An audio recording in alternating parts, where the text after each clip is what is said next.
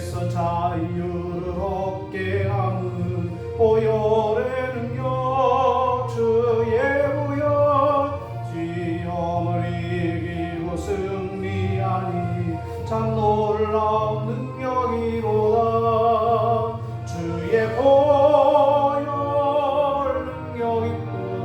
주의 피 믿으오. 주의 보혈 그 어린 양이 매우 귀중한 피로다. 육체의 정욕을 이김은 보혈의 능력 주의 보혈 정결한 마음을 얻게 하니 참 놀라운 능력이로다. 주의 보혈 능력 있도다. 주의 피 믿으오. 주의 보혈 그 어린 양이 매우 귀중한 피로다.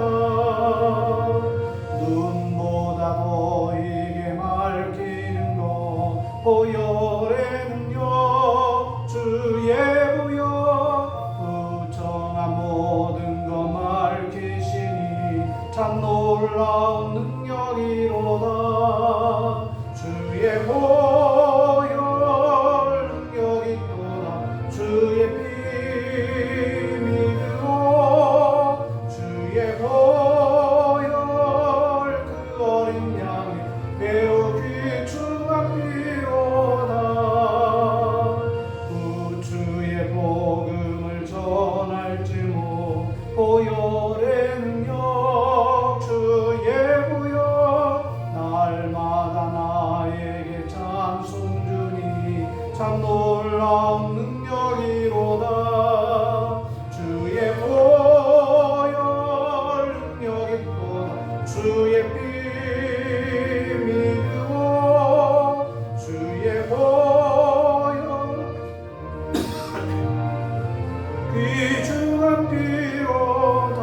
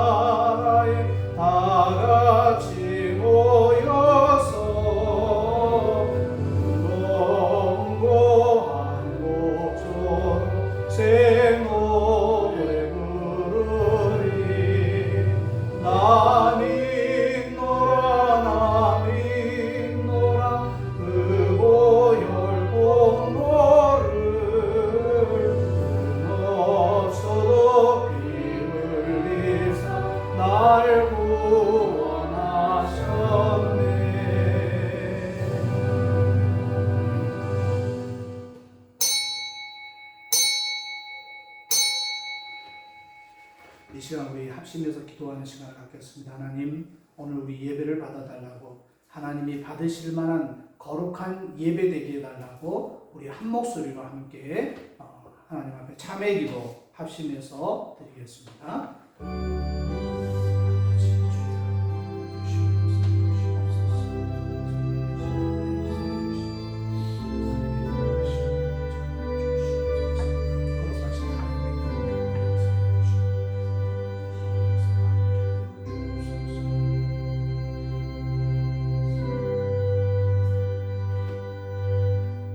하나님은 영이시니 예배하는 자가 영과 진리로 예배할지니라. 아멘. 하나님 아버지 감사합니다. 오늘도 거룩한 날, 복된 날 우리에게 주셔서 주 앞에 나와 예배케 하심을 감사합니다. 이 시간 우리가 믿음으로 주님 앞에 드리오니 우리의 믿음을 보시고 또 우리의 기도와 우리의 찬양과 또 우리의 헌신을 받으시고 하나님 마음껏 영광 거두어 주시옵소서. 모든 예배의 시종을 주께 의탁하오니 오직 성부 성자 성령께서 함께 하시는 거룩한 예배로 역사하여 주시옵소서. 감사를 드리며 예수님의 이름으로 기도하옵나이다. 아멘.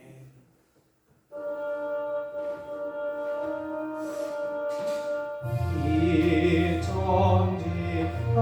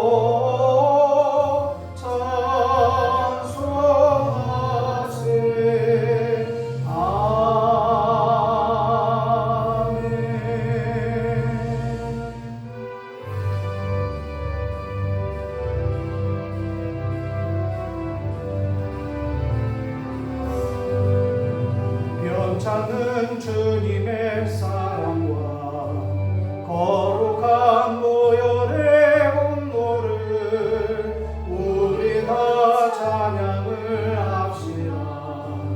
주님을 만나볼 때까지 예수는 우리를 깨끗게 하시는 주시니 그의 피 우리를 눈보다 어리게 하시네. 우리를 깨끗게 한 피는 무궁한 생명의 물일세.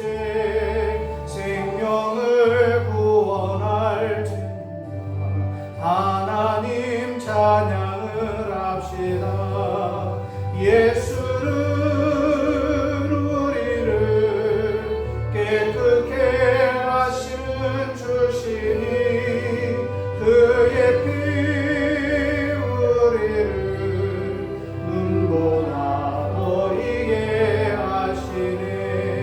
주님의 거룩한 보혈을 날마다 입으로 간증해 담대히 싸우며 나가세.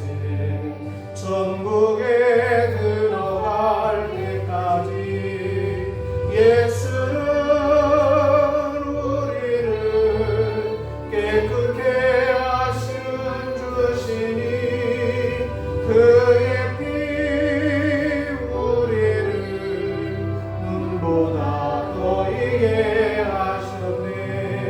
십자가 단단히 붙잡고 날마다 이기며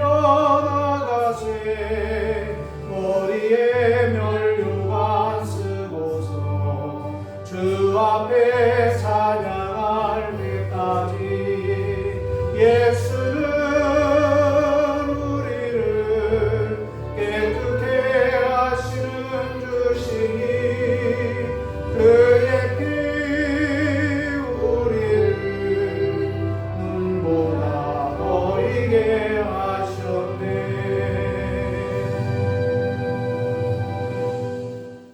나는 전능하신 아버지 하나님 천지의 창조주를 믿습니다. 나는 그의 유일하신 아들 우리 주 예수 그리스도를 믿습니다. 그는 성령으로 잉태되어 동정녀 마리아에서 나시고 본디오 빌라도에게 고난을 받아 십자가에 못 박혀 죽으시고 장사된 지 사흘 만에 죽은 자 가운데서 다시 살아나셨으며 하늘에 오르시어 전능하신 아버지 하나님 우편에 앉아 계시다가 거기로부터 살아있는 자와 죽은 자를 심판하러 오십니다. 나는 성령을 믿으며 거룩한 공교회와 성도의 교제와 죄를 용서받는 것과 몸의 부활과 영생을 믿습니다. 아멘.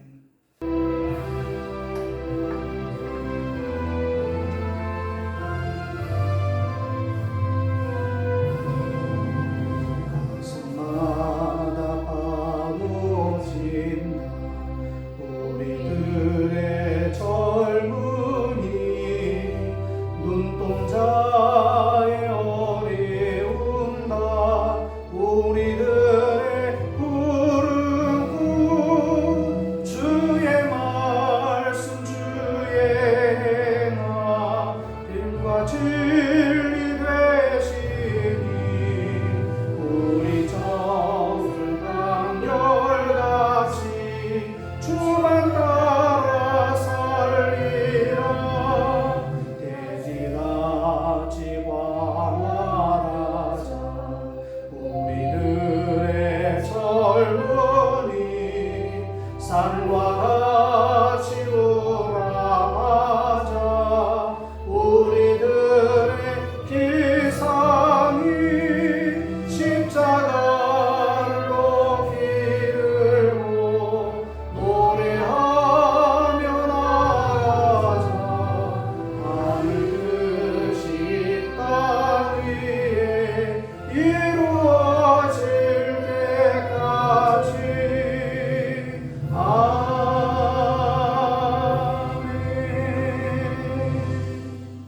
하나님 아버지 사랑하는 자녀들이 주님 앞에 나올 때 빈손 들지 아니하고 귀한 예물을 주님 앞에 드립니다. 10의 1조를 드립니다. 감사의 예물을 드립니다. 또 주일 헌금을 연구하며 또 성교 헌금과 목적 헌금을 주님 앞에 드린 모든 손길을 하나님 기억하여 주시고 저들의 삶에 형통과 부유하심으로 넉넉하심으로 함께하여 주옵소서. 필요한 곳에 써야 할 곳에 하나님의 방법으로 채우셔서 하늘의 신령한 복 땅의 기름진 복이 임하는 놀라운 축복이 저들의 가정과 일터와 생업 위에 함께하게 하여 주옵소서. 감사를 드리며 축복하오며 예수님의 이름으로 기도하옵나이다. 아멘.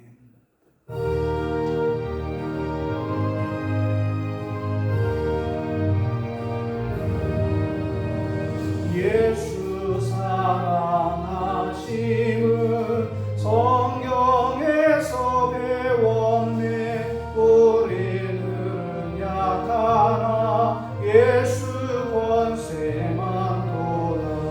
날 사랑하신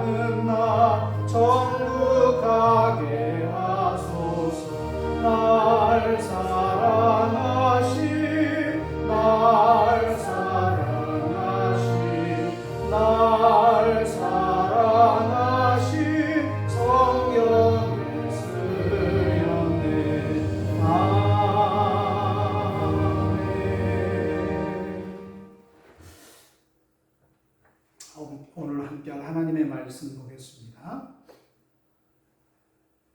사도행전 13장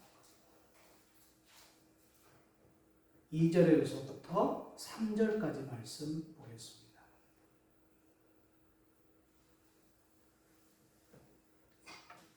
주를 섬겨 금식할 때에 성령이 이르시되 내가 불러 시키는 일을 위하여 바나바와 사울을 따로 세우라 하시니 이에 금식하며 기도하고 두 사람에게 안수하여 보냅니다. 2절 3절만 보겠습니다. 오늘 이 사도행전 강의 우리 21번째 시간입니다. 열심히 주님을 섬기는 교회라는 제목으로 함께 말씀을 나누겠습니다. 안디옥 교회는 그리고 비단 안디옥 교회뿐만 아니라 모든 교회는 참 다양한 사람들이 모입니다. 교회에는 예배를 드리려는 목적을 갖고 있는 사람들도 있습니다만은 또 반대로 예배와 전혀 상관없이 교회를 찾는 사람들도 우리 주위에 참 많습니다. 단순히 그냥 재미만을 위해서, 또 어떤 사람들은 자기 또래의 사람을 만나기 위해서, 또 어떤 사람은 자기가 비즈니스 하기 때문에 고객을 유치할 목적으로 교회에 이렇게 들어오는 사람도 있습니다. 또 어떤 사람들은 물건을 팔기 위해서 자기가 만든 물건을 어떻게든지 팔아보려고 교회에 와서 사람들과 접촉하는 사람도 있어요. 또 속사정, 남모를 속사정이 있습니다. 다 사람마다. 그러니까 그 속사정을 안고 조용히 교회에 나오는 사람도 있어요. 또 누군가는 꿍꿍이가 있기 때문에 그 목적을 이루려고 교회에 나오는 사람들이 있다라는 겁니다. 모든 사람들, 그러니까 수많은 사람들이 다양성을 가지고 교회 안에 들어오기 때문에 참 교회 안에는 좀 시끄러운 일들이 비일비재합니다. 교회 안에 이처럼 다양한 목적을 가지고 신앙생활하는 사람들이 교회의 주를 이루고 있다라면 당연히 교회는 시끄러울 수밖에 없는 거예요. 그리고 교회 안에서는 이제 다툼이 끊이지 않는 것 같은 그런 생각이 들어갑니다. 한번 생각해 보십시오. 서로 지향하는 목적이 다른 사람들, 그리고 바라보는 그 목표가 다른 사람들이 모여 있다. 그러면은 그 배는, 그리고 그 공동체는 어디로 가겠습니까? 교회가 주님을 섬기는 일에서, 그리고 그 본래의 주님을 섬기는 일이 교회의 목적인데, 그 주님을 섬기는 본래의 목적을 잃어버릴 때에 비극은 시작된다 할 수 있다라는 거예요. 그러나 그렇다고 우리가 잘못된 동기를 가지고 교회에 들어오는 사람들이 있다 할지라도 그들을 배척하거나 그들을 다시 세상 밖으로 내쫓을 수는 없는 지경이라는 거예요. 그러므로 그 사람들까지도 다 교회가 받을 수 있고, 그 사람들까지도 다 이해하고 품을 수 있어야지만이 진정한 교회라는 것입니다. 왜냐하면 사람의 마음이라는 것이 보이지 않기 때문에 사람들의 마음을 다 볼 수 있다면 얼마나 좋겠어. 저 사람은 이런 목적이구나, 저 사람은 이런 목적이구나. 그 목적을 다 이해하고 그걸 우리가 해결해 준다면 얼마나 좋겠어요. 그러나 그렇지 않는다라는 거예요. 누가 사람의 속마음을 알 수 있겠습니까? 교회는 계속해서 다양한 사람들이 들어올 것입니다. 우리는 그것을 막을 수 없고, 사실 막아서도 안 돼요. 그 사람이 어떤 목적을 가지고 교회에 왔다 할지라도 그 사람을 어떻게 우리가 막을 수 있겠냐라는 거예요. 중요한 것은요, 점차 교회에서 우리와 함께 지금 시간을 보내는 그들의 마음을 우리가 좀 이해해주고, 또 그 사람들이 무슨 어떤 목적을 가지고 교회에 왔는지 그거를 우리가 들어주고, 그리고 거기를 그 내용을 해결할 수 있도록 우리가 좀 적극적으로 도와주는 그런 자세도 우리 성도들 간에 필요하다는 것입니다. 주를 섬기고자 하는 열정이 들어가도록, 처음에는 어떤 꿍꿍이가 있어서 교회에 왔지만은 계속해서 우리와 사귐으로 말미암아 그 꿍꿍이들이 없어지고 이제 주님을 섬기는 일에 매진할 수 있도록 우리가 함께 협력해야 된다는 거예요. 우리들도 다 우리보다 앞선 믿음의 선배들의 그러한 발자취를 우리가 따랐기에 지금도 우리가 믿음의 생활을 또 교회 와서 변화된 모습으로 주님을 섬길 수 있다라는 것입니다. 오늘 이 사도행전 13장에 등장하는 안디옥 교회는요, 정말 다양한 사람들이 함께 모여서 예배하는 그러한 교회였다라는 것입니다. 성도들은 피부색이 서로 달랐어요. 그리고 자란 출신 지역도 전혀 달랐습니다. 저 북아프리카 출신들도 있었다라는 거예요. 그리고 사회적 신분도 아주 고귀한 그리고 그 계급도 전혀 다른 사람들이 그 안디옥 교회에 있었다는 거예요.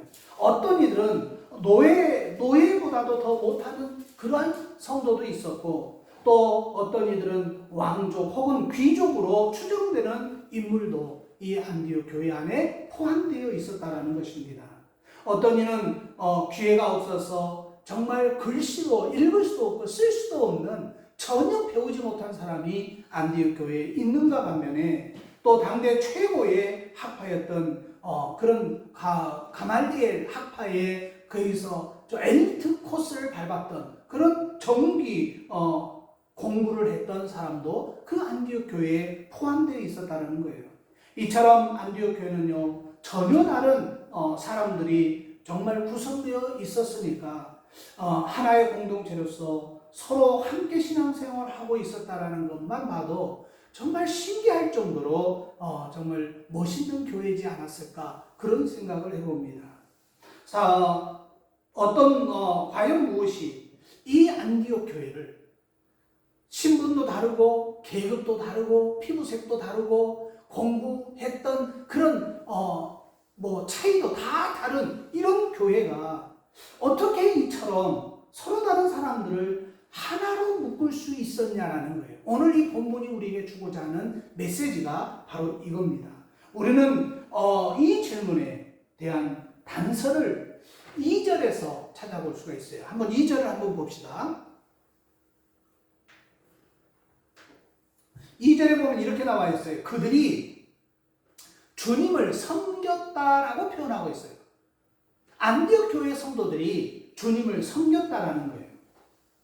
교회는 주님을 섬기는 그런 일이 목적입니다. 그것이 안디옥 교회를 하나 되게 하였다라는 거예요. 사랑하는 여러분, 저는 오늘 여러분에게 정말 한번 묻고 싶은 것이 있어요. 뭐냐? 누구를 섬기고 있냐 이거예요. 우리는 과연 목사인 나, 또 여러분 성도인 여러분이 누구를 과연 지금 섬기고 있냐 이거예요. 우리를 위하여 십자가에 돌아가신, 정말 달려 돌아가신 그 예수 그리스도, 그리고 또 어쩌면 그 아버지이신 여호와 하나님, 그를 섬기며 살아가기를 저는 여러분에게 부탁하고 싶은데, 여러분 과연 지금 내가 고백하기에 나는 과연 무엇을 섬기고 있는가? 이 안디옥 교회가 그들은 주님을 섬겼다고 했는데, 나는 과연 지금 이 자리에 나와 있는 목적이 무엇을 하기 위해서 왔냐 이거예요. 우리가 함께 예수 그리스도를 섬기는 삶을 살아갈 때 비로소 우리는 목사도 성도도 신자도 다 하나 될 수 있다라는 것입니다. 제가 지금 근래 와서 오케스트라에 대해서 굉장히 관심이 많아졌어요. 교회에서 일을 할 때도 옛날 같으면 다른 드라마나 스포츠나 또 음악 방송을 많이 들었는데, 지금은 오케스트라 그 음악 방송하는 것을 틀어놓고 그걸 즐깁니다. 근데 이 오케스트라를 보면 참 신기한 것들이 많아요. 이제부터 배워가고 있는 입장인데, 단원들이 적게는 70명에서 많게는 120명까지 됩니다. 그러니까 여러분 70명에서 120명이라는 숫자가 그렇게 이렇게 쉬운 숫자는 아니에요. 왜냐하면 전혀 다른 악기들을 갖고 있는 이 120명이라는 사람들이 다른 악기예요. 전혀 다른 악기예요. 그런데 그 악기들을 맞추어서 하나 되게 한다는 거, 그건 대단하다는 거예요. 한번 오케스트라를 생각해 보세요. 오케스트라를 크게 나누는 것이 뭐 관악기, 목관악기, 금관악기, 그리고 이제 타악기 이렇게 이제 나누어져 있습니다. 그리고 거기에는 몇 명씩 딱 구분되어 있어서 뭐 5명도 있을 수 있고 10명도 있을 수 있고 거기에 따라서 다 다를 수 있어요. 어떤 데는 한두 명이 연주할 수도 있는 거예요. 뭐 여러분 악기들이 너무 많잖아요. 바이올린도 있고 클라리넷도 있고 호른도 있고 무슨 뭐 심벌주도 있고 뭐 많잖아요. 정말 많잖아요. 그 모든 악기들을 이제 하나 되게 하는 일이 이 오케스트라에서 중요한 일이라는 거예요. 공연이 한참 이제 막 클라이막스로 올라가는데 여러분 생각해 보세요. 이 바이올린 킨 사람이 막 자기 마음대로 막 음을 내버리고 막 올렸다 내렸다 막 해버린다면 이 공연이 어떻게 되겠어요? 또 플룻 부는 사람이 아무 데서나 막 불쑥 막 자기가 끼어들고 빠지고 막 이래버리면 그 오케스트라가 듣는 사람 입장에서는 그 소리가 정상적으로 들릴 수 있냐라는 거예요. 심벌주는요, 막 지휘자가 나오라고 할 때 나와야 되는데 나오라고 손짓도 안 했는데 막 꽝꽝꽝 하고 나온다고 생각해 보세요. 정말 엉망진창이 돼버릴 거예요. 또 이 팀파니 연주자가 박자를 잘 맞춰야 돼요. 그런데 3분의 4박자, 막 4분의 4박자, 막 자기 마음대로 박자를 막 요리해버린다면 아마 이 지휘자는 굉장히 힘들 거예요. 그거를 생각하면서 여러분이 교회도 똑같이 여러분이 생각해 보면 돼요. 교회도 똑같아요. 그 교회, 이 지금 지휘자가 120명, 70명에서 120명의 오케스트라 단원들을 지금 하나로 묶어서 그 손끝에 의해서 지금 지휘가 되고 있는데 만약에 다른 소리들이 막 여기서 저기서 들린다면 그거는 음악이라고 할 수가 없을 것입니다. 불쾌함을 듣는 사람으로부터 불쾌함을 아마 들 수밖에 없다는 거예요. 그들의 음악을 듣는 관객도 정말 짜증날 겁니다.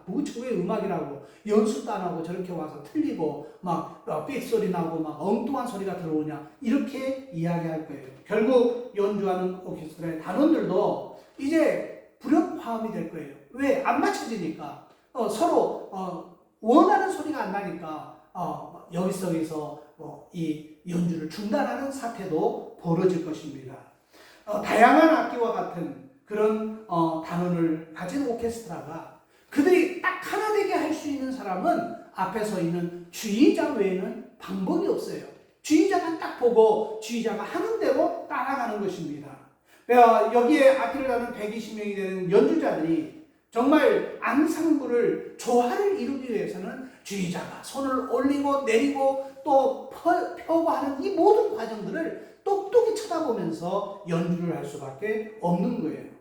지휘자가 있기에 그 수많은 악기들의 소리가 하나로 통일될 수 있다는 거예요. 교회도 마찬가지예요. 교회의 지휘자가 누구냐? 바로 예수님이라는 거예요. 예수님의 지휘를 따라서 많은 목사인 저도 성도인 여러분도 따라가야지만이 교회가 하나 될 수 있다는 것입니다. 그렇게 하지 못하면 하나가 깨질 수밖에 없다는 거예요. 안디옥 교회가 바로 그러한 교회였다는 거예요. 안디옥 교회는요 정말 다양한 사람들이 모여 있지 않았어요? 그러나 그들 모두가 주님을 섬길 때 정말 인류 역사상 가장 위대한 일을 이 안디옥 교회가 감당하고 있었다는 것입니다. 그러나 모두가 주님을 섬길 때 정말 한 마음 한 뜻으로 딱 묶어질 수 있었다는 거예요. 그런데 지금도 수많은 교회들이 이 안디옥 교회를 롤 모델 삼아서 안디옥 교회처럼 되고 싶다. 그래서 안디옥 교회라는 이름을 참 많이 붙여서 지금도 목회하고 있는 교회들을 볼 수가 있어요. 교회의 사명은요, 모든 사람이 주님을 섬길 수 있도록 하는 데 있어요. 모든 사람이 한 마음 한 뜻으로 주님을 알아가고 주님을 섬기는 데 있다는 것입니다. 우리 꿈꾸는 교도 마찬가지예요. 이 자리에 앉아있는 우리 모두가 하나님 아버지를 섬기고 또 그 구주 예수를 위하여 살아가는 그런 목적을 가지고 내가 오늘도 예수님을 위해서 살아가리라, 그 목적을 가지고 우리가 살아갈 때에 진정한 교회의 목표를 이룰 수 있다는 것입니다. 교회의 존재 목적이 무엇이라고 그랬습니까? 바로 교회의 존재 목적은 우리 성도니 우리가 하나님의 영광을 위하여 그리고 그분을 섬기고 그분을 따르는 데에 있다라는 것입니다. 주님을 섬기는 것, 여러분 이게 쉬운 것 같아도 굉장히 어려워요. 그러나 또 어려운 것 같으면서도 또 굉장히 하려면 할 수 있는 쉬운 일이 주님을 섬기는 일이라는 것입니다. 다시 한번 여러분에게 여쭤봅니다. 마음속에 여러분이 품고 있는 교회에 오는 목적이 무엇입니까? 우리의 교회에 오는 목적, 그거는 이 안디옥 교회처럼 주님을 섬기기 위해서 우리가 와야 될 줄로 믿습니다. 정말 자신의 탐욕을 위해서 교회를 온다. 그리고 어쩔 수 없이 온다. 아니면 뭐 다른 목적이 있어서 온다. 이 모든 것들을 뒤로 하고 안디옥 교회처럼 예수님을 섬기는 교회가 되기를 원해요. 안디옥 교회는 예수님을 섬기는 교회였어요. 또 안디옥 교회는 열심을 다하여 주님을 섬기는 교회였다는 것입니다. 예수님을 섬기는 교회요, 주님을 섬기는 교회였어요. 2절 말씀 우리가 한번 다시 볼게요. 주를 섬겨 금식할 때에 성령이 가라사대. 여기에 보니까 주님을 섬기는 데 있어서 금식이라는 단어가 여기에 등장합니다. 안디옥 교회 성도들은요, 금식을 했다라고 성경을 기록하고 있어요. 금식은 무엇일까요, 여러분? 여러분이 생각하는 금식은 뭡니까? 쉽게 말해서 금식은요, 내가 일정 기간 동안 음식을 끊고, 그러니까 먹을 음식을 내가 먹지 않고 기도하는 것, 이게 바로 금식입니다. 혹시 신앙생활 하면서 아마 금식을 해본 경험이 있을 거예요. 아니면 뭐 어떤 사람은 아파서 먹을 수가 없으니까 억지로 금식하는 사람도 분명히 있어요. 그런데 금식의 목적은요, 크게 네 가지가 있습니다. 어떤 목적이 있냐면 회개라는 목적이 있고, 간구라는 목적이 있고, 헌신이라는 목적이 있고, 슬픔의 표현이라는 그 뜻이 있어요. 금식에는. 자, 회개를 위한 금식은 뭐냐? 어떤 이들이 자신의 정말 말할 수 없는 죄, 하나님 앞에 죄를 지었어요. 그러면 그 죄를 해결할 방법이 없으니까 어떤 사람들은 진짜 자기가 금식을 하면서 하나님 앞에 기도하기 시작합니다. 하나님, 제가 하나님께 범죄했나이다. 이 죄를 내가 어떻게 해결할 방법이 없어서 내가 금식하면서 하나님 앞에 회개하오니 내 이 죄를 용서해 달라고 하나님 앞에 기도하는 그런 방법이 있어요. 자신의 악함을 뼈저리게 몸저리게 느끼는 한 영혼이 하나님 앞에서 정말 회개의 의미로 금식할 수 있습니다. 실제로 이스라엘 민족들은요, 하나님 앞에서 대속죄일에 하나님 앞에서 모여 금식하면서 하나님 앞에 제사하는 일들이 있었어요. 그게 바로 회개에 의한 금식입니다. 또 간구를 위한 금식이 있어요. 인생에 내 힘으로는 도저히 불가능한 사건들을 우리가 만날 수가 있습니다. 도저히 이거는 해결할 수 있는 방법이 내가 없어요. 그럴 때 하나님 앞에 금식하면서 기도하는 그런 방법이 있어요. 하나님, 이거는 내가 방법이 없습니다. 이거 좀 해결해 주세요. 그럼 간구하면서 정말 신정의 금식을 하면서 밥을 굶어가면서 하나님 앞에 드리는 기도, 바로 그게 간구를 위한 금식이라는 거예요. 에스더라는 사람이 죽으면 죽으리라 그러면서 왕 앞에 나갔잖아요. 그건 정말 죽으면 죽으리라 하면서 금식하면서 왕 앞에 나갔다고 성경은 기록하고 있는 거예요. 사도 바울은 자신의 인생의 큰 전환점을 맞이할 때마다 성경에 보니까 금식했다라고 기록하고 있어요. 그런 어떤 전환점, 또 어떤 큰 뜻을 이루어서 그 뜻을 매진하기 위해서, 전진하기 위해서 중대한 선택의 기로에서 하나님의 인도하심을 간구하기 위해서 이 사도 바울은 금식하면서 간절한 기도의 응답을 요구한 그런 모습들이 보입니다. 또 세 번째는요, 헌신을 위한 금식이 있어요. 헌신을 위한 금식. 특별히 어떤 악한 죄를 짓거나 당장 해결해야 할 문제가 있는 것이 아니에요. 어떤 전환점에서 내가 강구해야 할 그런 기도가 없다 할지라도 주님께 자신의 삶을 내가 거룩하게 드리기를 원합니다. 하나님, 나를 좀 받아주세요. 자기 자신의 헌신을 위해서 하는 금식도 있다라는 거예요. 이스라엘 백성들의 경우 특별한 일이 없어도 하나님을 향한 더 깊은 사랑, 더 깊은 믿음, 더 깊은 헌신을 위해서 그들이 하나님 앞에 기도하는, 금식으로 기도하는 모습들을 보입니다. 반면에요, 슬픔의 표현으로 금식할 때가 있어요. 예를 들어서요, 사울 왕과 요나단이 죽었다는 이야기를 듣고 다윗이 어떻게 그가 행동했습니까?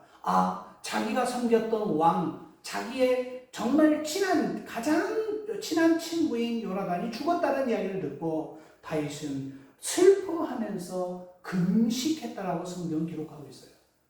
너무 슬프니까 금식하면서 기도하는 거예요.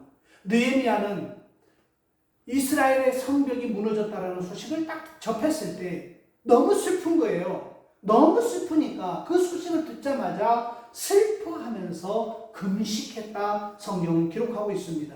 사람이 정말 슬프면요, 밥을 목구멍에 입으로 넘길 수가 없어요. 그러니까 장례식장에 가면 그걸 늘 봅니다. 정말 사랑하는 부모, 그리고 자기 사랑하는 아내, 그리고 정말 눈에 넣어도 아프지 않은 자기 자식을 먼저 보낸 부모 입장 가서 보면요, 밥을 못 먹어요. 그래서 우리 종들이 가서 하는 일이 예배 드려주고 그 사람에게 한 끼라도 같이 밥을 먹어주는, 괜찮다고, 같이 먹었다고, 이따 먹겠다고, 그러면 억지로라도 앞에 앉혀가지고 그 밥을 먹을 수 있도록 배려해주고 기다려주고 함께 밥을 먹어줍니다. 왜? 그 사람은 슬픔 때문에 밥이 넘어가지가 않는 거예요. 그러면 우리가 돌아가 버리면 계속해서 밥을 안 먹는 거예요. 그래서 사람은 살기 위해서, 그 장례를 치르기 위해서 어떻게 길게는 1박 2일, 1박 3일 동안 꼼짝없이 그곳에서 자기의 온 힘을 다 써야 되는데 밥이 안 들어가면 힘을 낼 수 있겠냐 이거예요. 그래서 꼭 가서 밥을 같이 먹을 수 있도록 배려해 주는 거, 이게 바로 중요한 겁니다. 그러니까 사람이 슬픔의 표현으로도 금식할 수 있다는 거예요. 자, 그러면 오늘 이 성도들, 이 안디옥 교회 성도들은 왜 금식했을까요? 여러 가지 특징, 목적, 이유가 있어요. 그런데 지금 이 안디옥 교회 성도들이 금식한 그 금식의 이유가 뭐냐는 거예요. 회개할 것, 회개 때문에 그랬을까요? 아니면 어떤 간구 때문에 그랬을까요? 아니면 슬픔의 표현 때문에 그들이 금식했을까요? 저는 다른 이유, 바로 헌신을 위한 금식을 하지 않았을까, 그런 생각을 해봅니다. 안디옥 교회 성도들은 주님을 섬기는 일에 아주 진지했던 거예요. 주님을 섬기는 일에 모든 열정을 다 바친 그들이에요. 그러니까 그들이 금식한 것은 헌신하기 위해서, 내가 어떻게 하면 하나님을 더 기쁘시게 할까, 하나님을 더 섬길 수 있을까 고민하면서 그들이 기도하는 그 기도가 바로 금식 기도로 이어졌다는 것입니다.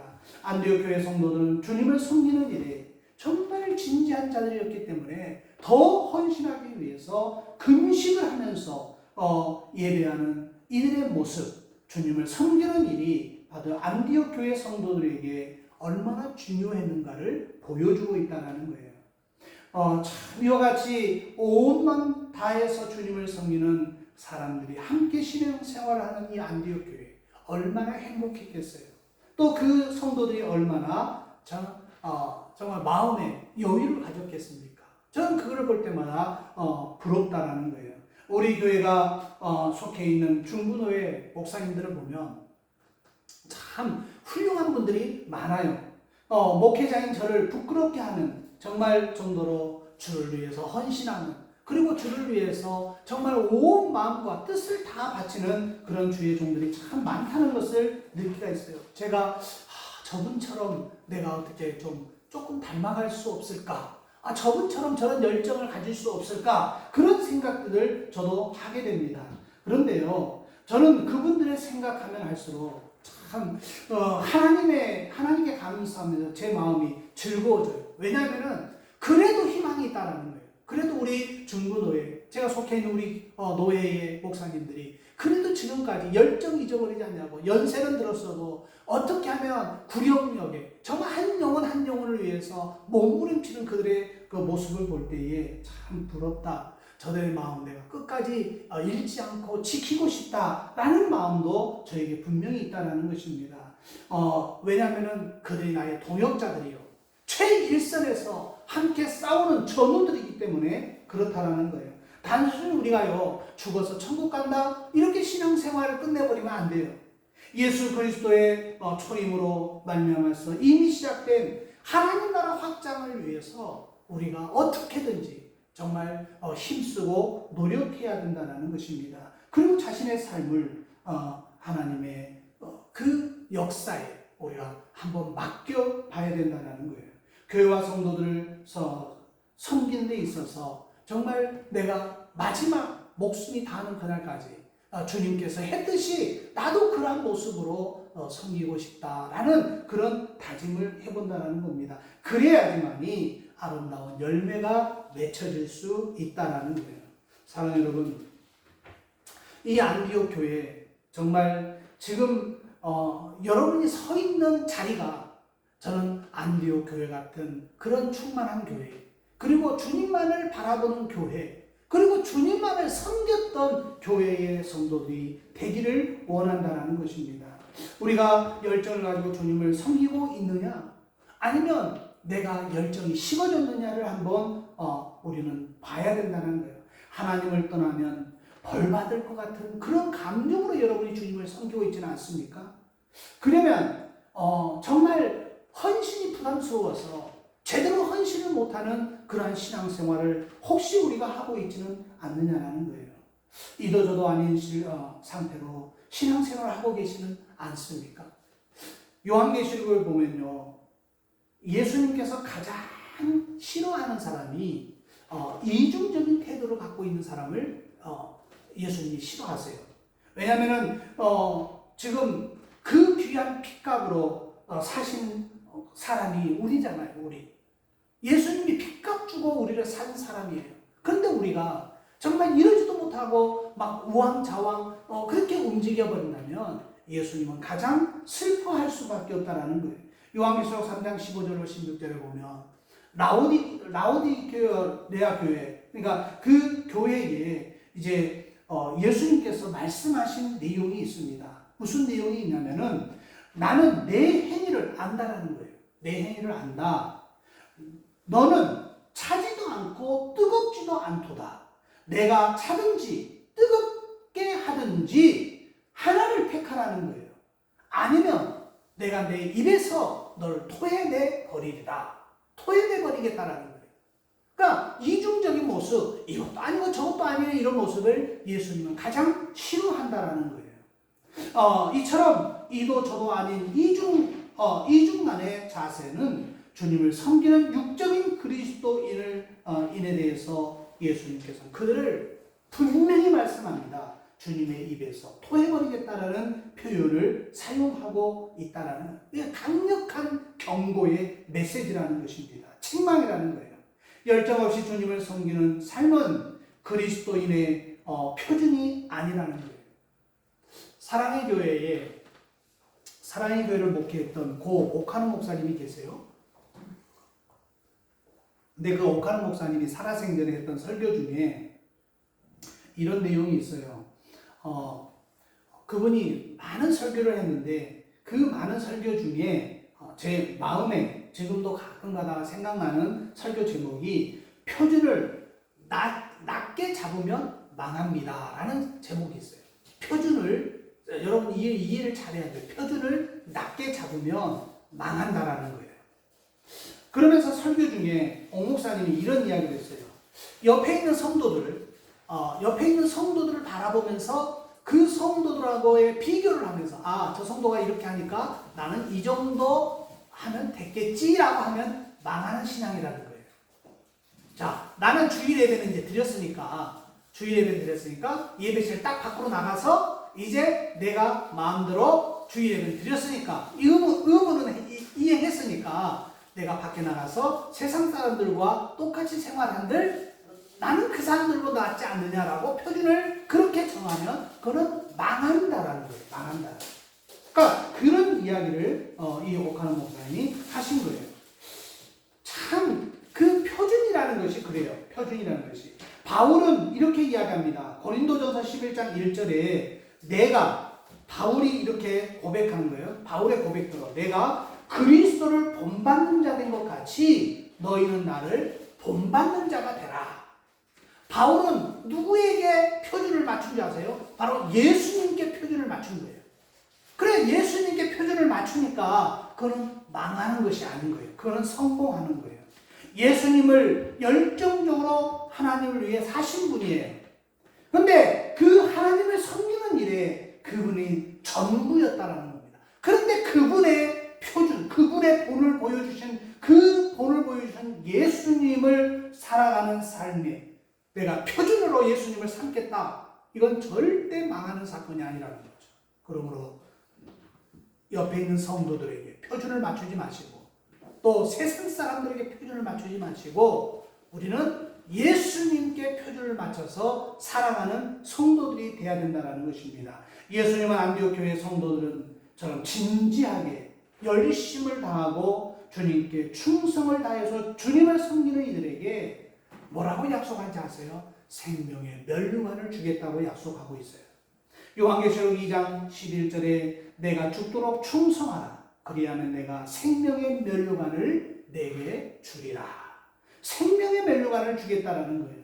안디옥 교회 성도들은 예수님을 유별나게 섬겼습니다. 얼마나 정말 열심을 가지고 섬겼는지 세상 사람들이 안디옥 교회 성도들을 가리켜서 뭐라고 표현했는지 아세요? 사도행전 11장 25절에 26절에 보면 그리스도인이라 일컬음을 받게 되었더라. 최초로 안디옥 교회 성도들에게만 그리스도인이라는 표현을 한 거예요. 바울과 바나바 그리고 안디옥 교회 성도들의 열정을 가지고 주님을 섬기자 세상 사람들이 그들을 부르고 뭐라고 불렀느냐?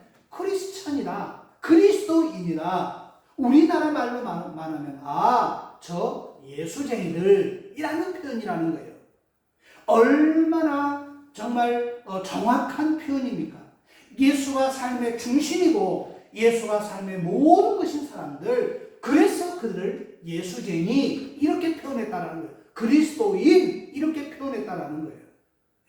그래서 그리스도인이라는 겁니다. 안디옥 교회 성도는 누가 봐도 바로 예수쟁이였다라는 거예요. 왜냐하면 그들은 열심을 갖고 주님을 섬겼기 때문에 그렇다라는 거예요. 그리고 이처럼 열정적으로 주님을 섬긴 안디옥 교회 성도들 덕분에 우리가 지금 그리스도인이라는 칭호를 그런 이야기를 듣고 있는 거예요. 이 얼마나 좋은 표현입니까? 우리 신앙인의 정체성을 이보다 더 잘 표현한 표현법이 없어요. 바로 크리스찬, 구주 예수 그리스도를 섬기며 살아가는 사람들, 바로 예수쟁이다. 그러므로 우리가 예수쟁이라는 소리를 다른 사람들에게 들을 때는 그건 성공된 신앙이라는 것입니다. 제가 아까 오케스트라 이야기를 했죠. 오케스트라를 준비하기 전에 좀 특이한 장면이 하나 있어요. 그게 뭡니까? 오케스트라를 시작하기 전에 악기를 체크하는 시간이 있습니다. 모든 오케스트라에 다 있어요.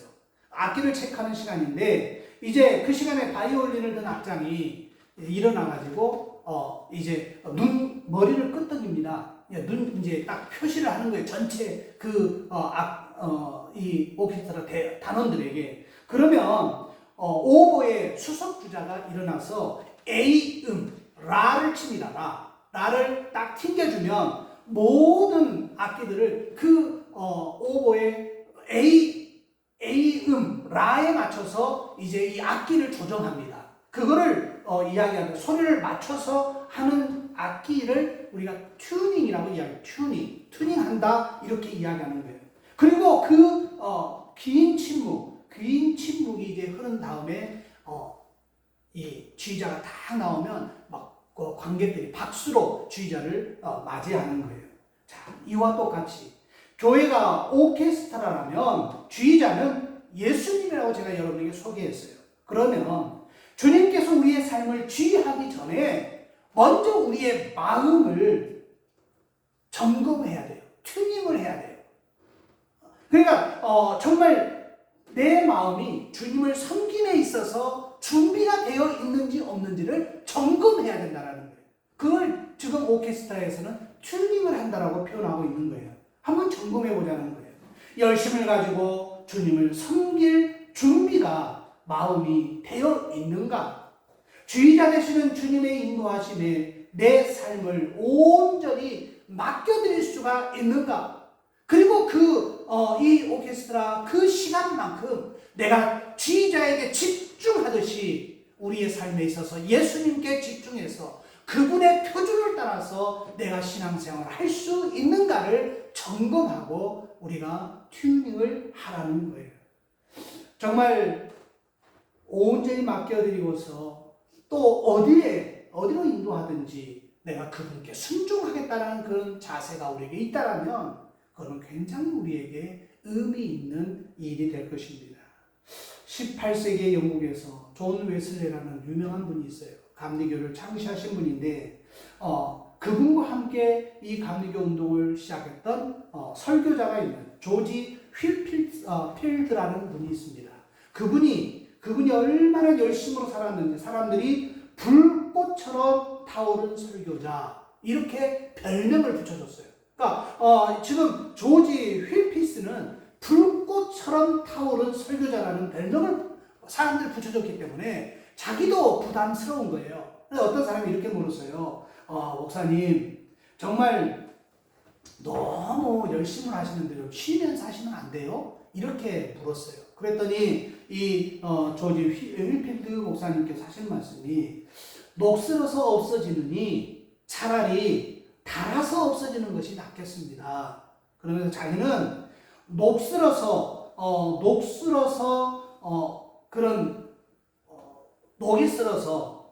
그러니까 저를 달아서 없어지는 것이 훨씬 나은데 녹슨 망치가 되는 것보다는 녹슬어서 망치 역할을 제대로 못하는 망치가 되는 것보다는 차라리 정말 그냥 없어지는 그러니까 완전히 사라질 수밖에 없는 그러니까 녹이 아닌 완벽하게 없어지는 달아서 없어지는 그런 망치의 역할이 제가 되고 싶습니다. 이렇게 표현했다라는 거예요.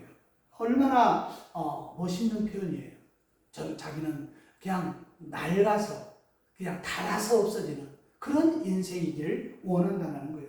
조지 윌필스는 그의 고백처럼 56년밖에 살지 못했어요. 짧은 생애를 살면서 정말 불꽃처럼 그의 삶을 불태웠던 정말 우리의 본이 되는 그런 목사님이세요.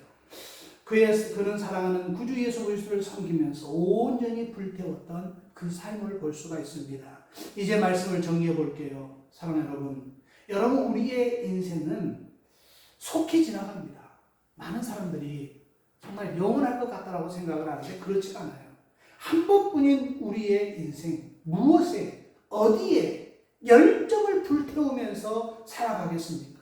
안디옥 교회 성도들처럼 마음과 뜻과 정성을 다해서 열정적으로 주님을 사랑하고 섬기며 우리 남은 삶을 한번 주님께 집중해서 주님을 섬겨보지 않으시렵니까?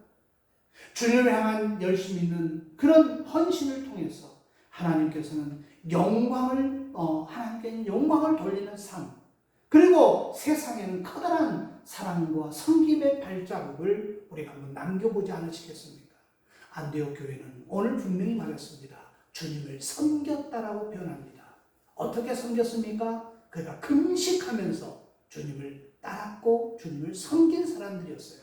그러므로 우리도 안디옥 교회처럼 계급이 달라도 배움이 달라도 피부색이 달라도 정말 많이 가지고 적게 가진 것이 문제가 아니라 모든 성도들이 저 다양성 있는 성도들이 하나 되어서 주님을 섬겼듯이 우리 꿈꾸는 교회도 주님을 섬김에 있어서 하나 되는 그런 놀라운 정말 주님이 정말 말 그대로 주님이 꿈꾸는 그런 교회가 되시기를 주의 이름으로 부탁합니다. 우리 함께 찬양하십시다.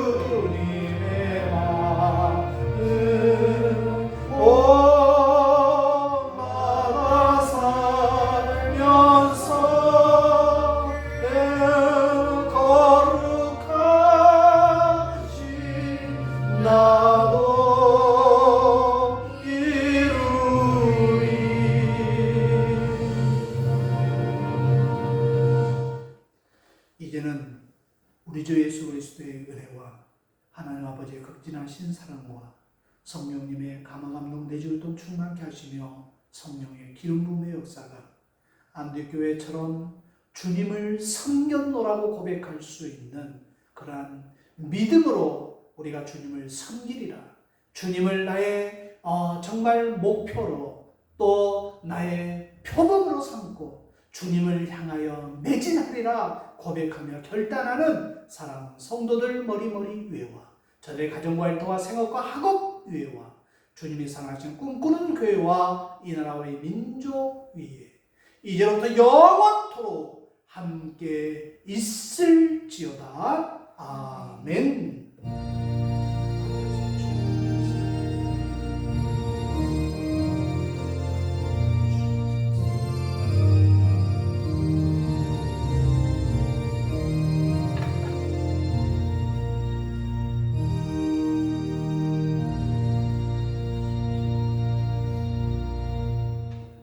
예배를 마치겠습니다.